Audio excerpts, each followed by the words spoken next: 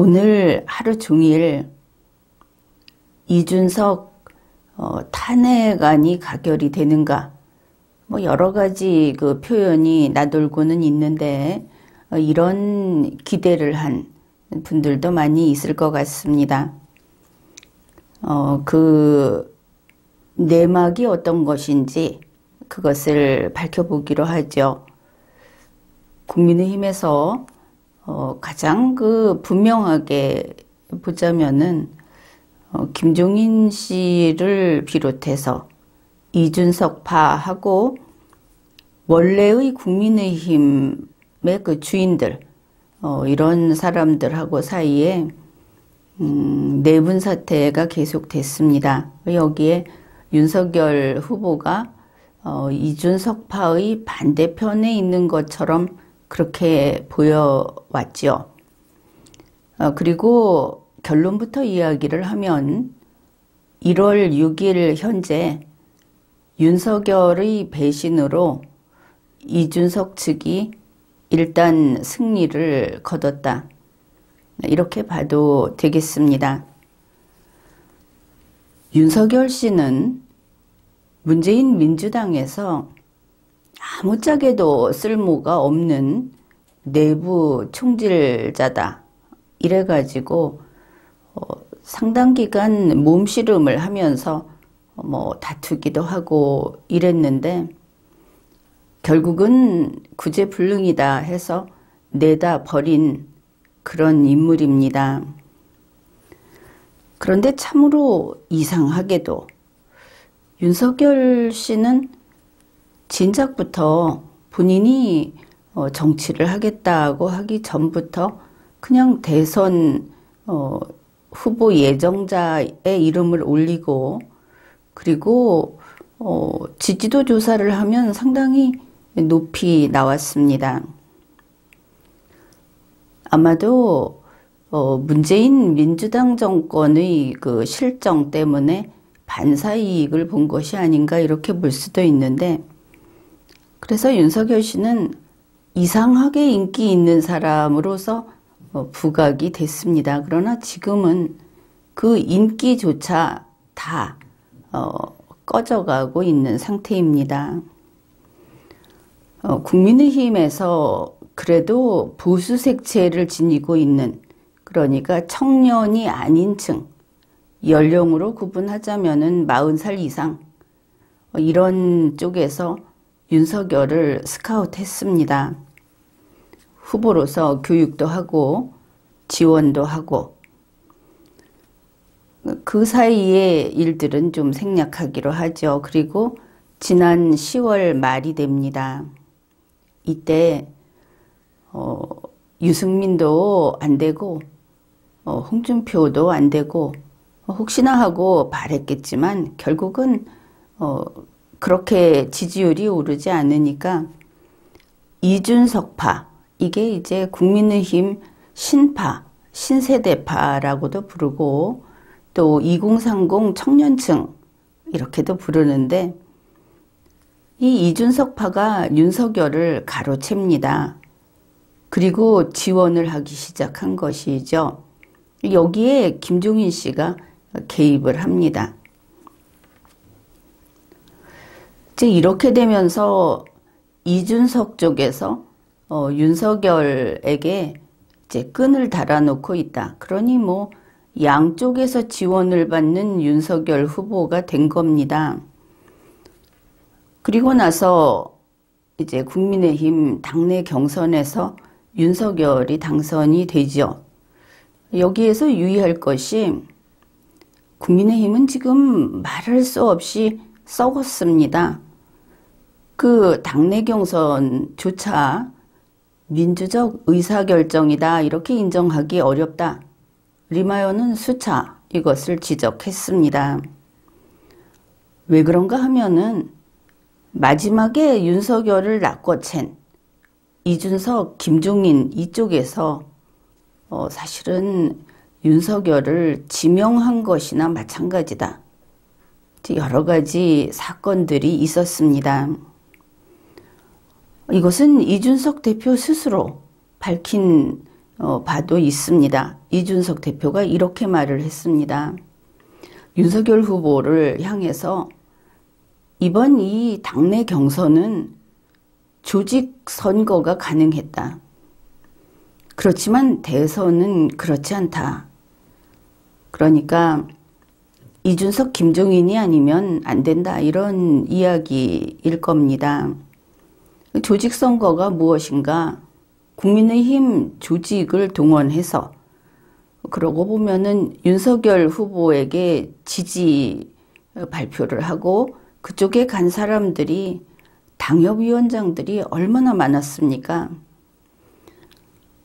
이것은 사실은 공정한 선거에서는 있어서는 안 될 일이기도 합니다.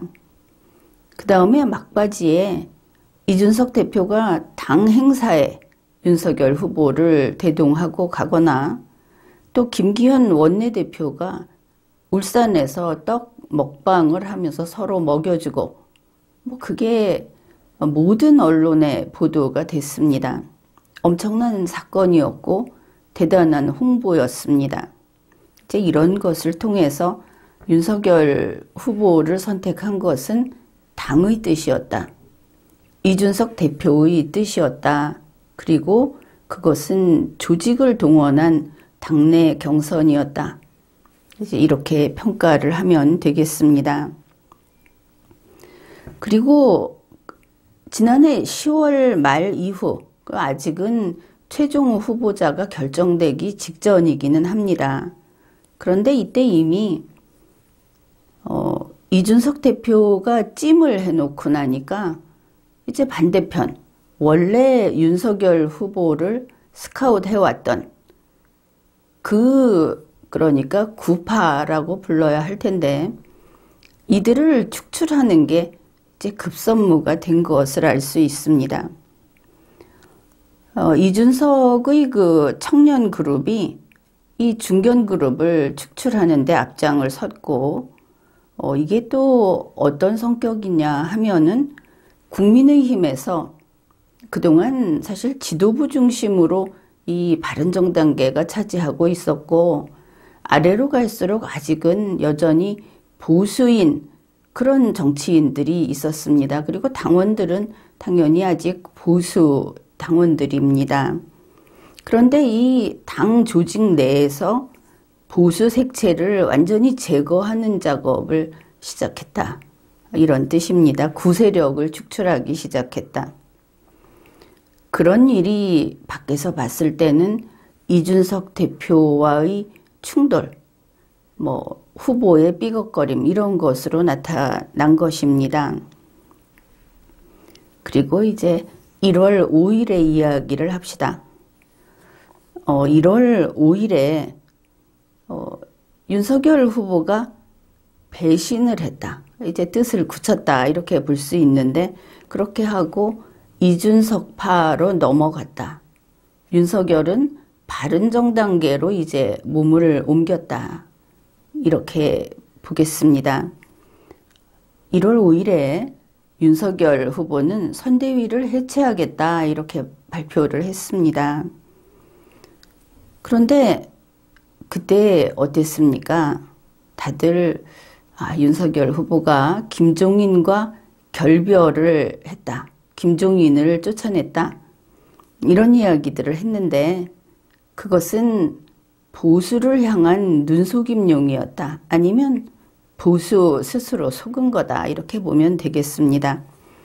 왜냐하면 당일에 윤석열 후보도 언론사와의 인터뷰를 하면서 그 결별은 아니다. 그냥 선대위의 그 조직을 바꾼 것뿐이다. 이런 이제 여러 가지 답변을 했기 때문입니다. 게다가 그 설명을 했죠. 이렇게 펜이 있으면 뚜껑만 남기고 몸통을 다 날려버렸다. 이제 이 몸통이 구세력이고 뚜껑이 2030 청년을 중심으로 한 이준석 파다. 이렇게 보면 이해가 좀 쉽겠습니다. 바른정당계 그리고 이 청년만 남기고 구세력 중견그룹을 다 축출해버렸다. 물론 이제 잔존 세력이 있으니까 그들을 제거하는 작업이 이어질 것은 분명합니다. 이 일이 있기 직전에 김종인 씨가 소위 쿠데타를 일으켰습니다. 그리고 공개적으로 윤석열은 허수아비다. 윤석열은 내가 시키는 대로 연기라도 좀 해라. 뭐 이런 식으로 공개 발언을 했습니다. 그런데 김종인 씨가 내가 쿠데타를 할 수밖에 없었던 이유가 있다 하고 방송에 나와서 이야기를 했습니다. 그게 뭐냐 하면 지금 그 족발집 영상이라고 돌아다니는 것을 본 분들이 있을 겁니다. 족발집에서 윤석열 후보가 그 A4 용지를 들고 반값 임대료 공약을 읽어 내려가는데 A4 용지를 보고도 더듬더듬 잘 읽지 못한다. 그래서 A4 들고도 못 읽는 저게 후보냐 이러면서 이제 짧은 그 쇼트 영상 같은 것이 막 온통 뿌려져서 돌아다니고 있는데 이거는 윤석열 후보가 배신을 했건 말았건 상관없이 이거는 음모다. 그렇게 평가를 합니다. 왜냐하면 그 영상을 원본을 보게 되면 사전에 원고 없이 윤석열 후보는 아주 그 시원시원하게 그 정책에 대해서 설명을 다 합니다. 다만 갑자기 원고를 보고 읽을 때 그때 제대로 읽지 못한 것이고 내 생각에는 그 원고가 정서가 제대로 되어 있지 않았던 것이 아닌가. 왜냐하면 윤석열 후보는 그래도 사법시험을 본 사람이고 이 문자로 된 문서를 읽을 때 그렇게 더듬거리지는 않습니다. 그 영상을 봤을 때 필요한 부분이 제대로 목차별로 정리가 안 돼 있었다. 뭐 그 정도로 생각을 합니다. 그런데 그 장면을 찍어가지고 윤석열을 그 희롱하는 이런 영상을 만들어서 사방에 지금 그것이 돌아다닙니다. 이게 반대편에서 했는지 아니면 이준석 쪽에서 했는지는 알 수 없습니다. 양쪽 다 그럴 만한 그 동기가 있다 이렇게 보니까. 그런데 하필이면 김종인 씨가 그 영상을 이야기를 합니다. 그러면서 그 영상 보고 큰일 났다고 생각했다. 선대위에서 저 모양으로 후보가 정책을 이해하지도 못한 상태로 대중 앞에 모습을 나타내게 하는 그거는 아주 큰일 난다. 이렇게 이야기를 해서 김종인 씨가 이제 기력이 다했구나. 원본을 확인하지 않고 단지 돌아다니는 영상을 보고 방송에 나가서 저렇게 자신 있게 후회할 이야기를 하는 정도까지 됐으면은 이제는 능력이 없다. 그런 생각도 했습니다. 아니면 그게 아니라면 이 영상을 뿌린 게 이준석, 김종인 쪽이냐. 하필이면 그걸 이유로 갖다 대느냐. 뭐 그런 생각도 했습니다. 그런데 이 같은 방송에서 김종인 씨는 이제 또 다른 이야기를 합니다. 이제 이거는 그 표현에 집중을 해보기로 합시다. 김종인 씨 말이 이겁니다. 윤석열 후보가 그 방송에 나가는 것을 나는 몰랐다. 그러니까 선대위가 제대로 보고도 안 했고 사전에 어떻게 준비가 됐는지도 모르고 모든 책임은 선대위에게 있다. 이렇게 되겠죠. 지금 이제 해체하기 전의 선대위.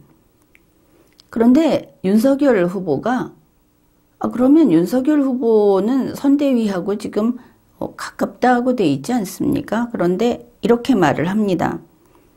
나도 정확히 모르고 출연했다. 아, 그러면 김종인과 윤석열이 완전히 일심동체구나.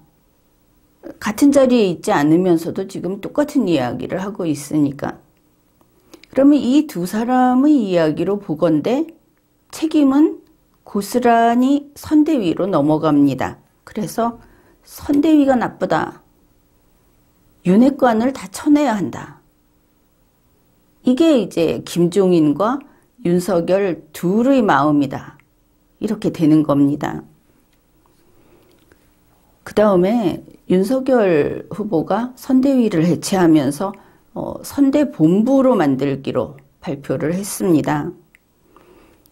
그러면 선대본부로 넘어가기 때문에 김종인은 잘리는 겁니다. 그런데 김종인 씨가 이렇게 말을 합니다. 아, 이번에 윤석열의 쇄신안, 그거는 내가 말한 그대로 잘 됐다. 자기가 말한 대로 했다는 겁니다. 그런데 여기에 한 가지 덧붙입니다.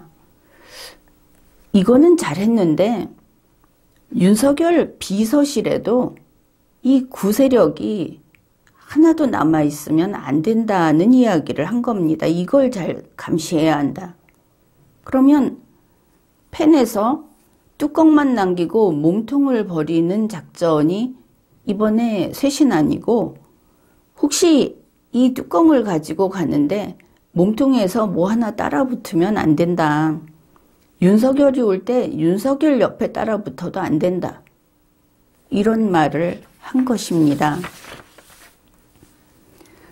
그래서 선대본부장으로 바로 발표한 사람이 권영세 씨입니다. 예전에 윤석열 씨가 처음에 국민의힘에 들어가느니 어쩌느니 하면서 식당에서 만날 때 거기 온 사람도 권영세 씨입니다. 그런데 이 권영세를 어떻게 포장을 하고 있느냐? 언론에서도 그렇게 하고 있는데 이 사람은 친박이다 이럽니다. 유의할 것은 지금 국민의힘에는 친박도 없고 친이도 없습니다. 현재 이준석파냐, 이준석파가 아니냐만 있을 뿐입니다. 친박이라는 것은 이미 옛날에 다 지나간 이야기다. 그래서 어떤 사람들 보면 분명히 친박인데 그 사람이 이준석을 위해서 온갖 정말 추한 짓을 다 하지 않습니까?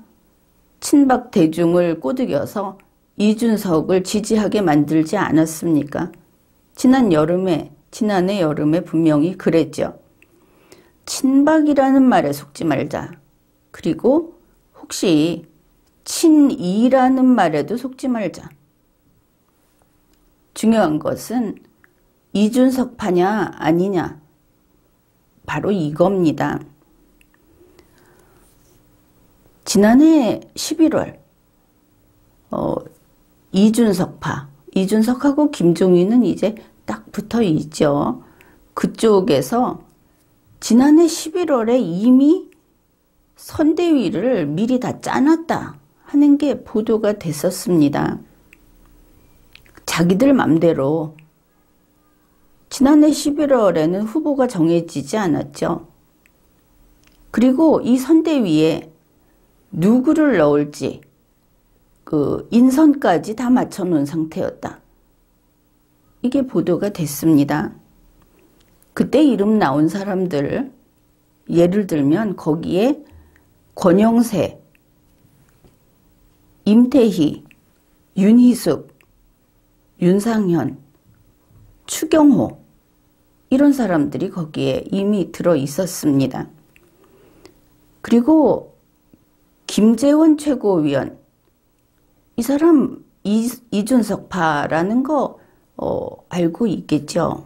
김기현 전 원내대표, 이제 또 다시 복귀해서 원내대표, 이 사람도 이준석파입니다. 제 1월 5일에 윤석열 후보가 선거대책본부로 간다. 이런 쇄신안을 냈는데 그때 이제 권영세 씨가 본부장을 한다 이렇게 발표를 했습니다. 그런데 알고 보니까 권영세 씨는 국민의힘의 사무총장이고 사무총장으로서 이 선대본부의 본부장을 겸임한다 이렇게 되는 겁니다. 사무총장은 이준석 바로 밑에 있죠. 이게 국민의힘 조직도를 보면 한눈에 보입니다. 그리고 이제 1월 6일에 권영세 그 본부장, 원희룡 정책본부장, 이철규 전략기획부총장 이들 임명안에 대해서 의결을 했습니다. 그런데 처음에 아침에 속보가 떴습니다. 이준석이 이 임명안을 아예 안건 상정하는 것을 맡고 나섰다. 아주 속보가 요란하게 떴습니다. 그런데 나중에 이제 이준석 대표가 스스로 한 이야기로는 권영세에 대해서는 이견이 없었다. 그러나 자기는 원희룡이나 이철규는 반대한다. 뭐 이렇게 밝혔습니다. 그런데 참 흥미로운 것은 지난해 11월에 이미 이준석, 김종인 등이 선대위를 다 구상을 해놨다고 했습니다. 그런데 그게 1월 5일 윤석열이 쇄신안으로 내놓은 선대본부, 여기에 바로 이준석, 김종인의 선대위 기본계획이 그냥 이게 뼈대로 들어가 앉았다. 이제 그것을 알아야 하는 겁니다. 한 가지 예로 요번에 이 쇄신안을 내놓으면서 윤석열 후보가 이런 발표를 했습니다.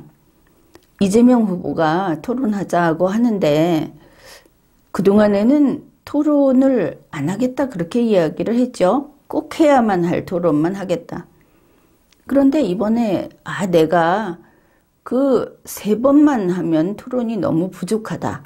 그래서 TV 토론에 지금 나갈 수 있도록 준비하라고 지시를 했다.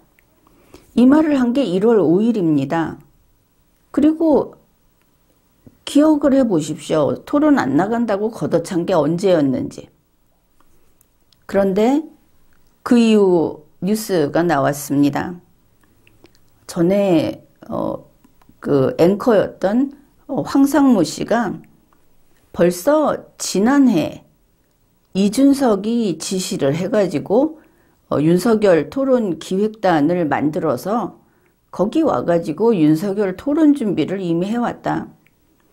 이준석의 지시로 쭉 해왔던 것을 이번에 윤석열 후보는 자기가 생각을 바꿔서 이거를 준비하라고 했다고 거짓말을 한 겁니다.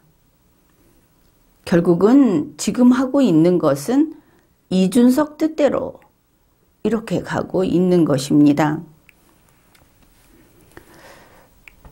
그러면은 윤석열 후보는 왜 이준석파로 넘어갔는가?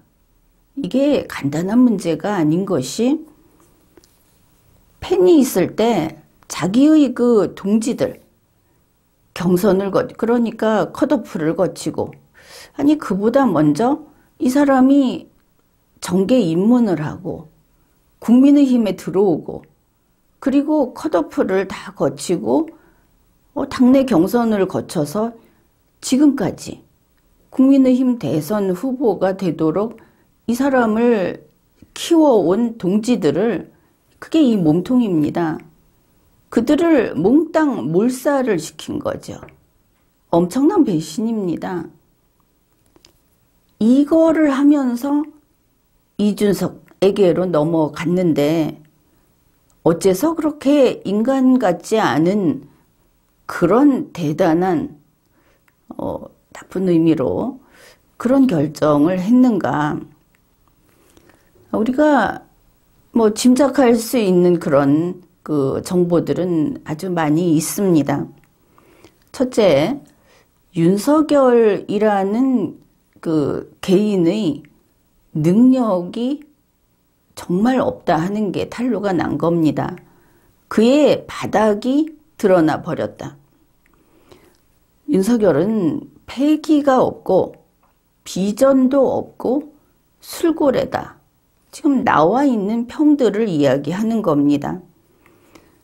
겉보기에는 매일 몇 건씩 엄청난 그 행사를 치르는 것 같은데 행사를 할 때마다 무려 1시간씩 혹은 더 길게까지 지각을 하고 그리고 가서 뭐 지난번에 나왔었죠. 20분 머물고 자기들 할 것만 하고 거기 모여서 기다린 사람들에게는 말 한마디 안 듣고 그냥 가버리고 이런 무례함과 불성실 이거는 정치인으로서 아주 그 바닥입니다. 이런 일은 있을 수 없는 거죠. 게다가 두뇌가 명석한가? 질문을 하면 항상 동문서답을 하고 이거를 어떻게 얼버무릴까를 코치를 받은 것처럼 보입니다.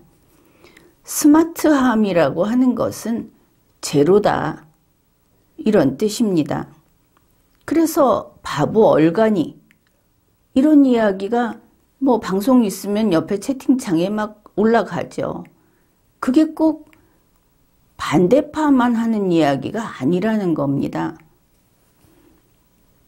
게다가 근래에 와서는 윤석열 씨의 그 두뇌가 좌파 이념에 푹 담궈서 아주 찌들어 있다.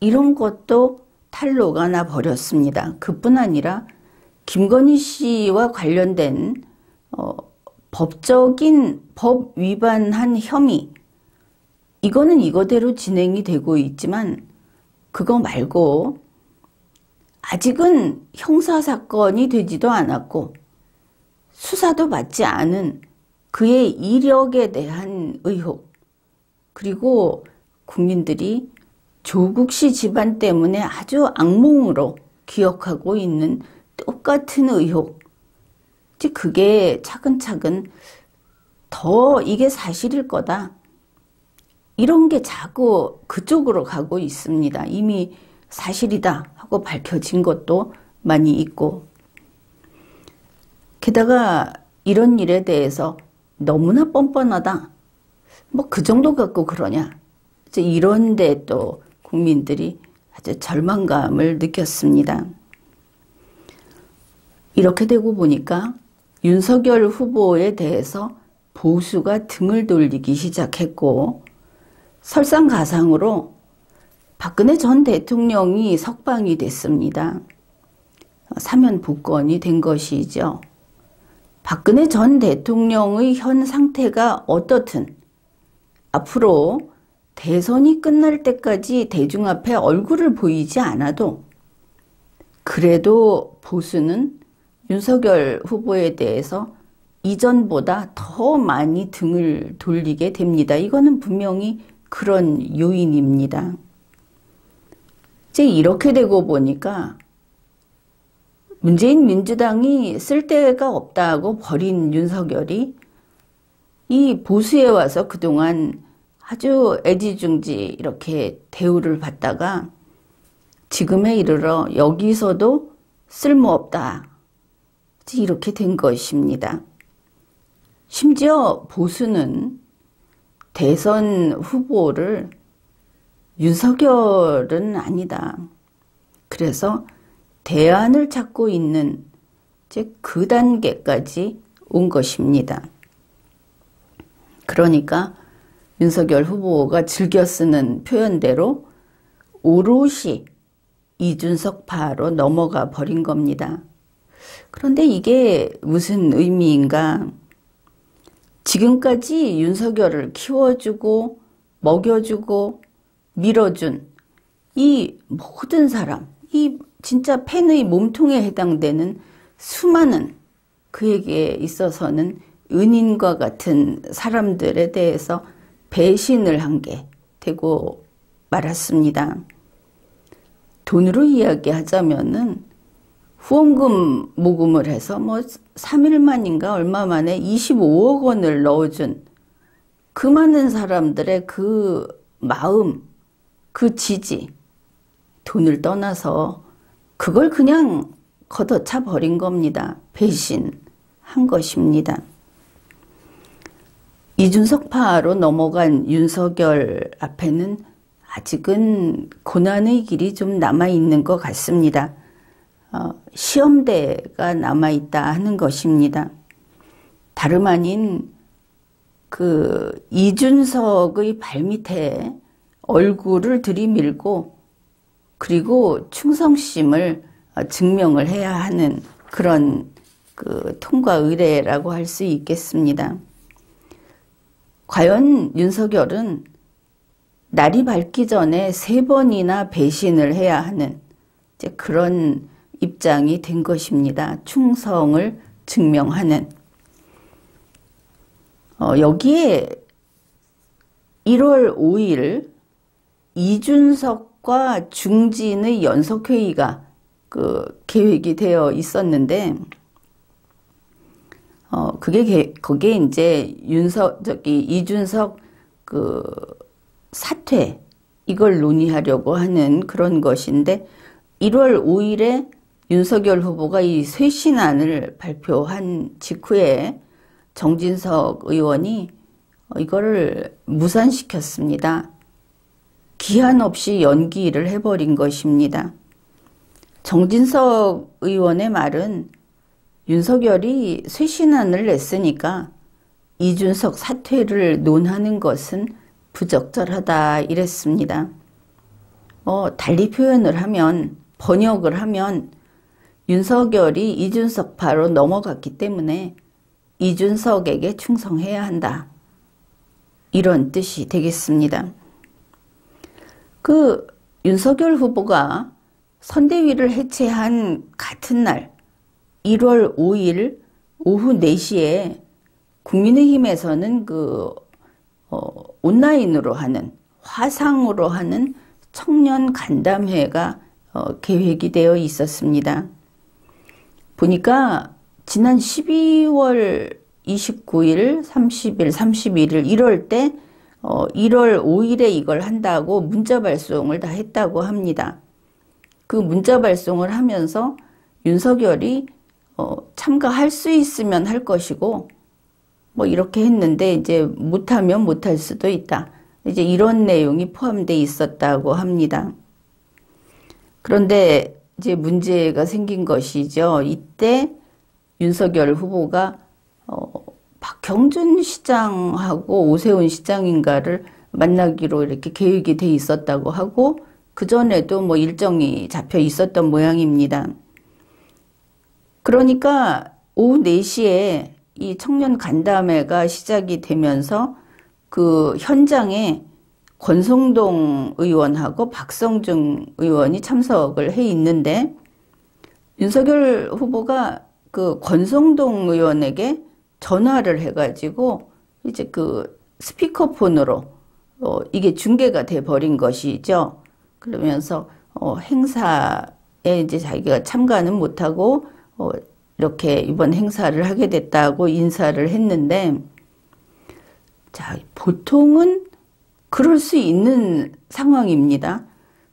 그런데 그때 이게 이제 밖에 돌아다니는 영상인데 거기에 욕을 하는 사람이 욕이 같이 녹화가 돼서 돌아다닙니다. 청년들이 분노했다 이러면서 이게 이제 또 뉴스 보도가 됐습니다. 사연을 보니까 그 청년 간담회에 뭐 홍준표를 홍보하는, 홍준표를 지지한다는 이런 이름을 붙인 이런 사람들이 거기에 이제 온라인 회의니까 거기에 막 들어오고 그렇게 하면서 그 사람들이 차단되고 이러고 그 사람들이 차단됐다는 이유로 항의하고 이래서 이제 난장판이 된 모양입니다. 이걸 보면 물론 그 행사를 망친 것은 맞죠. 그런데 이 행사를 누가 망쳤느냐? 권성동이 참가한 구선대위가 망쳤다. 그래서 완전히 인민재판을 받게 된 겁니다. 이게 뉴스에 나오고 하면서. 근데 여기에 아주 흥미로운 일이 있습니다. 장해찬이라는 초기에 윤석열 후보하고 같이 다니던 청년 뭐라고 해야 되나? 청년 멤버가 있었습니다.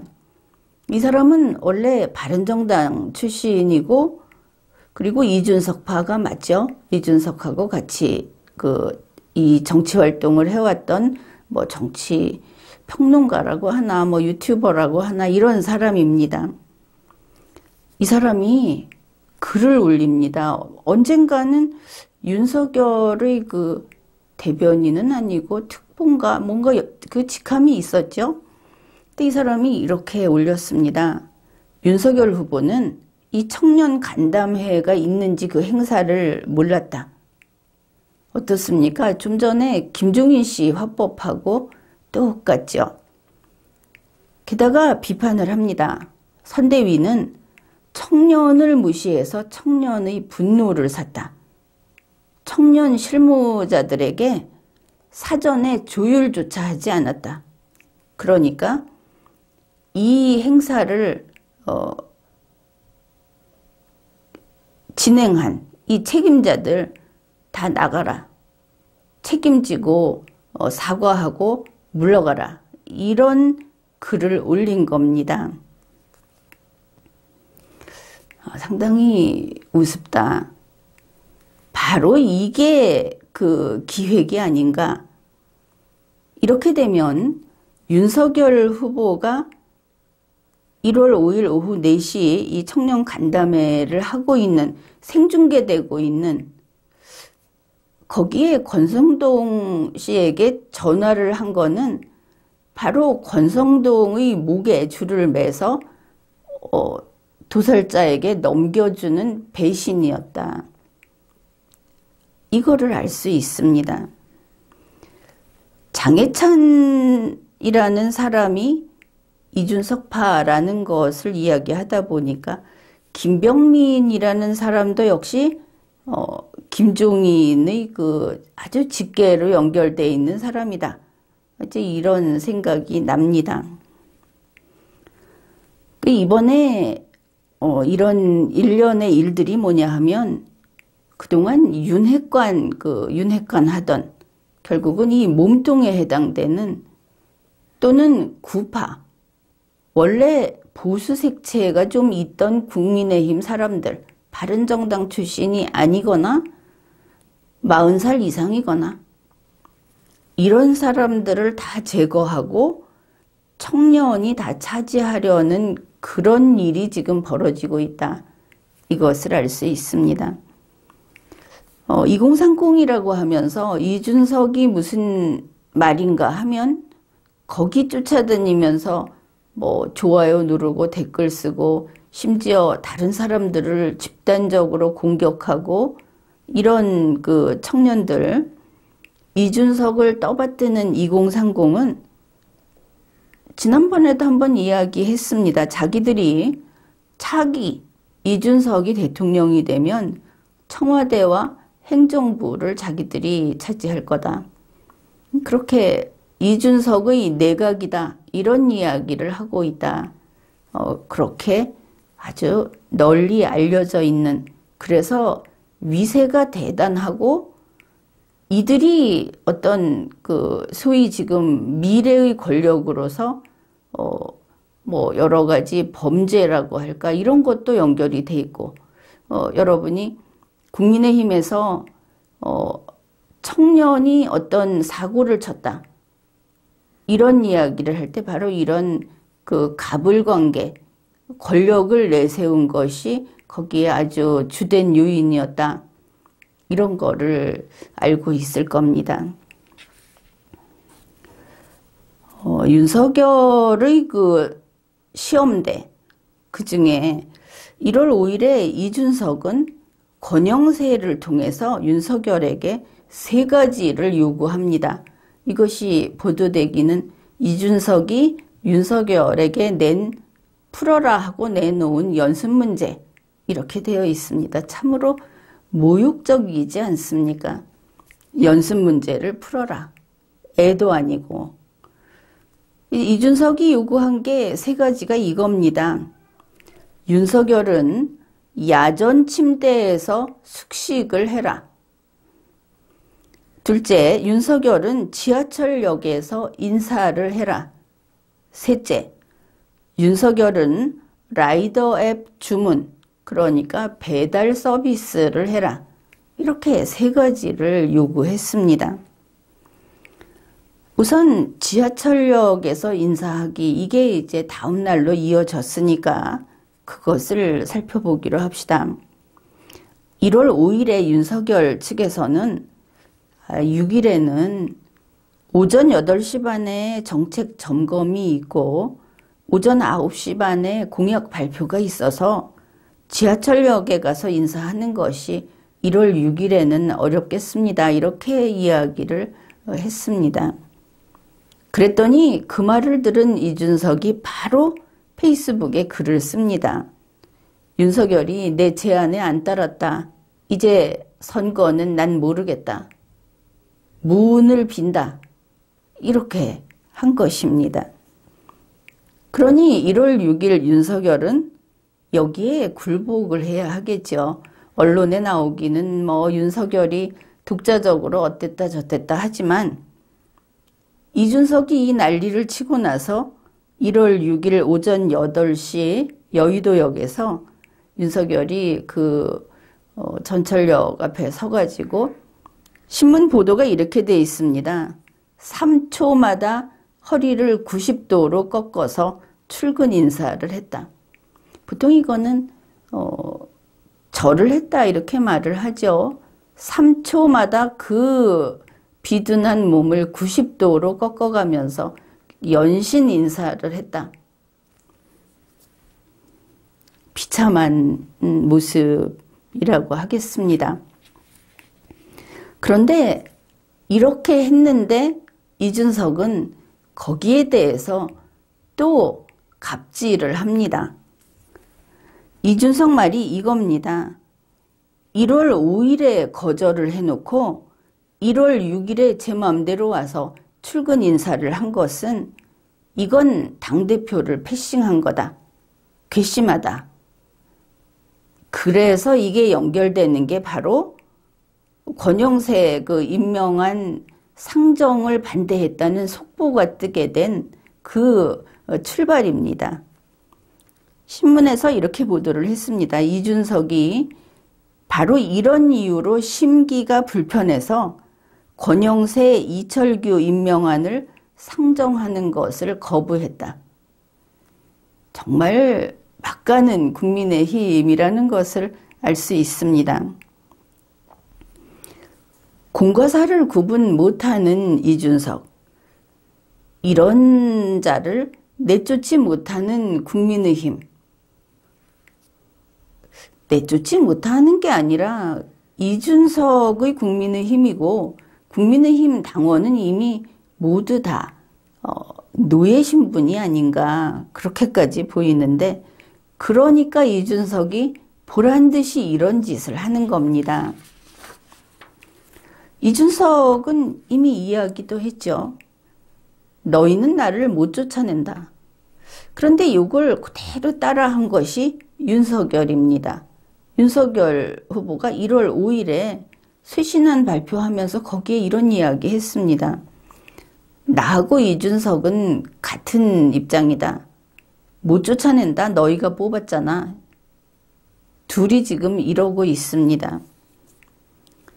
이런 상황에서 보수는 이제 국민의힘을 분명히 버릴 겁니다. 이준석파가 장악한 국민의힘 이거 버리겠죠.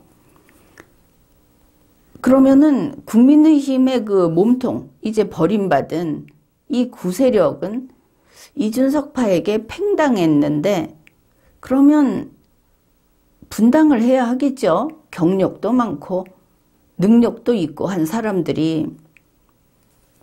그런데 이들이 저 쓸모없는 되지도 않는 윤석열 후보가 보물단지처럼 보여가지고 거기에 미련이 남아서 자발적으로 코가 깨어서 있다.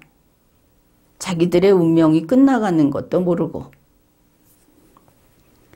현재 보수는 국민의힘에 대해서 분노가 치솟고 있습니다. 이준석 저건 반드시 쫓아내야 된다. 뭐 많이 듣던 이야기 아닙니까? 그래서 안에서 뜨거운 김이, 솥안에 뜨거운 김이 지금 가득 차서 정말 솥뚜껑째로 날려버릴 기세다. 그러니까 국민의힘에서 이준석 파가 생각해낸 것이 이럴 때 솥뚜껑을 한 번만 이렇게 들었다가 놓으면은 김이 빠지죠. 김 빼기를 했습니다. 그게 바로 1월 6일 국민의힘의 비공개 의원총회 그것입니다. 거기에서 이준석 사퇴 결의를 하자는 논의를 하고 있다. 뭐 또 뉴스에다가 막 해서 뉴스를 생산해 냈습니다. 그런데 이 김 빼기가 참 김 빠지는 쇼였다 하면은 또 보수가 2배로 분노하겠죠. 한번 봅시다. 이 이준석 사퇴 결의라고 하는 게 처음에는 국민의힘에서 원내 의원총회를 해서 원내 지도부가 이준석 쫓아내자고 제안을 했다. 그래서 탄핵을 의결할 거다. 이런 이야기가 나왔습니다. 그런데 거기서 탄핵을 의결할 수 있는 제도적 장치가 없다고 하죠. 탄핵 못 다룹니다. 그러면은 사퇴를 시킬 것인가? 그게 아니고 이준석은 사퇴해야 한다. 뭐 이런 자기들끼리의 그 결의안을 한번 도출을 해보자 이렇게 된 건데 더 슬픈 것은 원내 지도부가 제안한 것이 아니고 추경호 개인이 제안을 했다고 합니다. 개인 자격으로. 그런데 추경호가 누굽니까? 11월에 선대위 안에 들어가 있던 바로 이준석파 추경호다. 제안자가 추경호다 하는 겁니다. 그러니까 그냥 쇼다. 김 빼기 쇼다. 이런 것이죠. 더구나 이때 윤석열 후보에게 기자들이 물었습니다. 이준석 사퇴 결의 어떻게 됐느냐 그러니까 나는 아는 바 없다. 권영세 사무총장에게 물었습니다. 그러니까 구체적인 내막은 잘 모르겠다. 무슨 소리냐 이런 분위기죠. 결국 이 의원총회의 결과 이준석 사퇴 결의라도 나올 것인가 하고 기다렸던 국민들은 그냥 우롱당한 겁니다. 그냥 쇼였다. 지금 국민의힘은 진실성이 제로인 상태입니다. 모든 것이 쇼입니다. 매일매일 국민을 속이고 있습니다. 거짓말을 하고 있습니다. 후보부터 대표까지. 지금 보면 이준석은 자기의 그 당대표 자리를 유지하는데 전력을 다하고 있고 그래서 이준석에게는 김종인이 필요합니다. 김종인은 보호받고 있는 것이죠. 윤석열은 대선 후보 자리를 유지하는 게 중요합니다. 그러다 보니 윤석열에게는 이준석, 김종인이 필요한 겁니다. 그래서 지금 이 세 사람은 공생관계에 있습니다.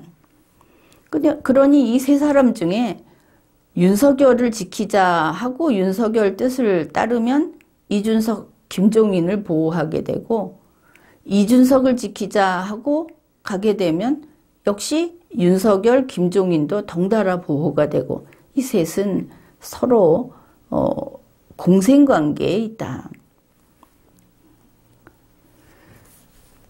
지금의 상황을 보면은 국민의힘은 또다시 2030이라고 하는 젊은이가 40세 이상의 그 많은 사람들, 그들을 늙은이라고 칭하면서 그들을 쳐내고 있는 중입니다.